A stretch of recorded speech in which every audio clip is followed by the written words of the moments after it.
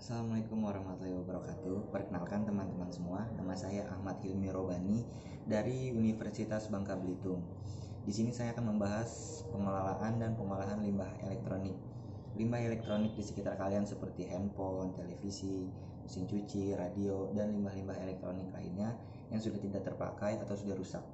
Limbah-limbah tersebut jika dibiarkan atau tidak dikelola akan memberikan dampak buruk bagi lingkungan. Nah, bagaimana sih cara mengelola limbah tersebut? Nah, di sini saya akan memberikan video penjelasan tentang pengelolaan limbah tersebut. Mohon disimak ya.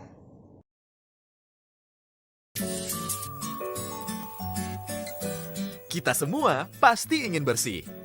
Lingkungan yang bersih bukan hanya enak dilihat, tetapi baik juga untuk kesehatan kita.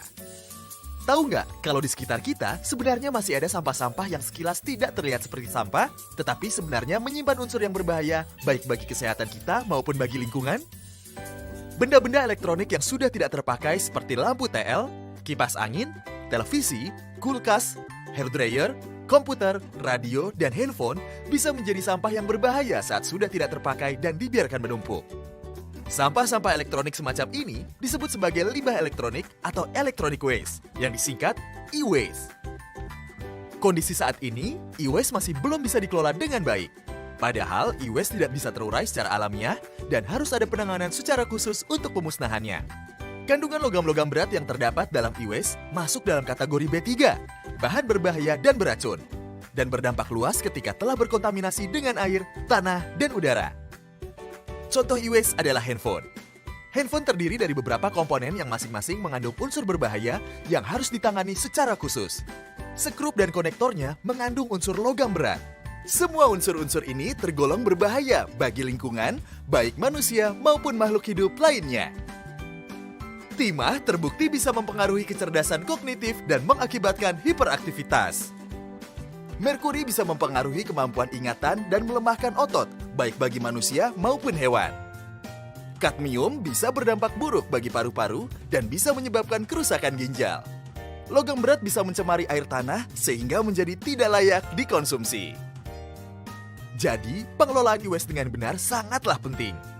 E-waste harus dikelola menggunakan fasilitas dan teknologi pengolahan yang tepat dan teruji, serta dikerjakan oleh tenaga-tenaga profesional yang kompeten. Hal ini juga sangat disadari oleh pemerintah Provinsi DKI Jakarta. Sebagai gambaran, data yang dirilis United Nations University bertajuk The Global E-Waste Monitor tahun 2014 menyebutkan bahwa setiap orang Indonesia rata-rata membuang e-waste sekitar 3 kg. Artinya, bisa diprediksi jumlah timbunan e-waste di Jakarta adalah sekitar 31 kiloton. Sebuah jumlah yang besar, sehingga sudah seharusnya dikelola dengan serius. E-waste ini adalah limbah, ya. Apapun kalau disimpan di rumah, disimpan di gudang dan lain-lain, itu tetap menjadi limbah. Kalau e-waste tidak dibersihkan, itu akan menjadi sampah juga di tiap-tiap rumah. Kita khawatir nanti malah limbah ini akan membawa dampak bagi si penghuninya. Misalnya kita tahu di dalam e-waste ini ada timbal, ada merkuri, ya, ada zat-zat yang lain yang justru bisa membahayakan mungkin dalam jangka waktu yang lama bagi si penghuninya. Kami saat ini sedang mengupayakan program melakukan pengumpulan terhadap limbah-limbah elektronik khususnya yang ada di rumah tangga. Tadi seperti handphone bekas, televisi, dan lain-lain yang kita akan lebih ditreatment bagaimana terhadap limbah e-waste ini. Ada pertanyaan warga Jakarta kepada saya, kalau kami harus mengumpulkan e-waste ini kemana Pak? Kita harapkan nantinya mereka mau secara sadar mengumpulkan limbah elektronik ini. Salah satunya kami punya armada angkutan kebersihan yang bisa menjangkau di semua wilayah DKI Jakarta.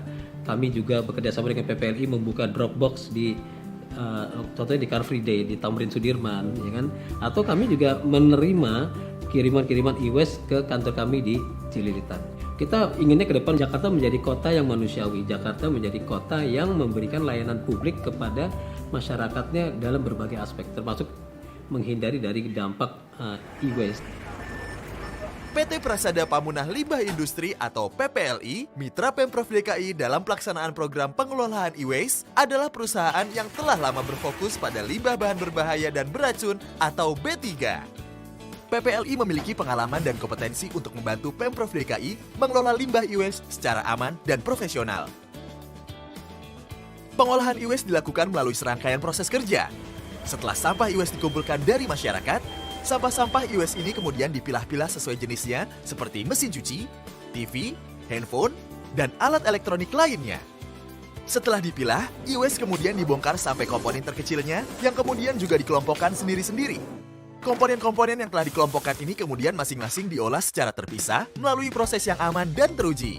Sebagian komponen dimasukkan ke proses daur ulang sehingga bisa digunakan kembali baik untuk keperluan yang sama ataupun untuk fungsi yang sama sekali berbeda. Sebagian komponen yang memang sudah tidak bisa didaur ulang, kemudian diolah lebih lanjut secara stabilisasi dan enkapsulasi sebelum masuk ke dalam fasilitas pembuangan akhir sehingga tidak berdampak buruk bagi lingkungan.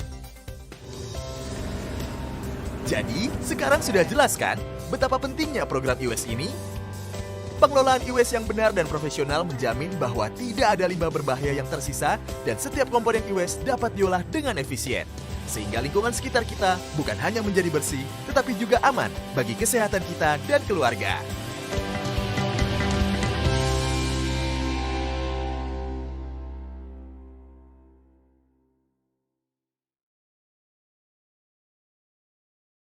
Nah, jadi itu cara pengelolaan limbah elektronik. Kalian jangan membuang limbah elektronik sembarangan ya, agar lingkungan kita tetap terjaga. Terima kasih teman-teman semua yang sudah menonton sampai akhir. Jangan lupa tinggalin like dan komen.